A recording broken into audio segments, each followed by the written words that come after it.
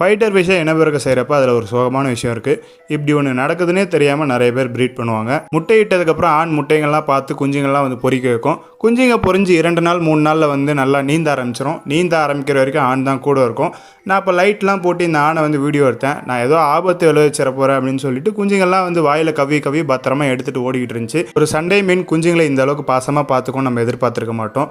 குட்டிங்களாம் நல்லா நீந்த ஆரம்பிச்சதுக்கப்புறம் அதுக்கு நம்ம உணவு போட ஆரம்பிக்கணும். அந்த உணவு எல்லாமே வந்து குட்டிங்களை பாதிச்சிட போதுன்னு நினச்சி ஆணே வந்து எல்லாத்தையும் வலிச்சு சாப்பிட்ரும். ஸோ குட்டிங்களுக்கு போக வேண்டிய உணவு வந்து போய் சேராமல் இருக்கிறதுக்கு வாய்ப்பு அதிகமாக இருக்குது. அதனால் ஆணை வந்து நம்ம பிரிக்கிறது தான் எப்பயுமே நல்லது. இந்த ஆணை எடுக்க வரப்பெல்லாம் குஞ்சுங்களை வந்து அது பயத்தில் வாயில் கவ்விக்குது. இந்த ஆண் பார்க்காத நேரம் டக்குன்னு வலையை விட்டு தூக்கிட்டேன். இருந்தாலும் ஒரு குஞ்சை வந்து அது கவ்விட்டு வந்துருச்சு. அதுக்காக பபிள்ஸ்லாம் கட்டி சூப்பராக வச்சிருந்துச்சு. அப்படியே விட்டேன்னா அந்த ஒரு குஞ்சு உணவு இல்லாமல் இறந்துடும். அந்த ஒரு குஞ்சை வலையில் அதெல்லாம் எடுக்க முடியாது. பூனை வச்சு அழகாக எடுத்து அந்த மற்ற குட்டிங்க கூடயே சேர்த்து விட்டுட்டேன். சண்டை மீனோட பாசம் உண்மையிலேயே என்னை மிரள வச்சுது. அதை உங்ககிட்ட பகிரணும்னு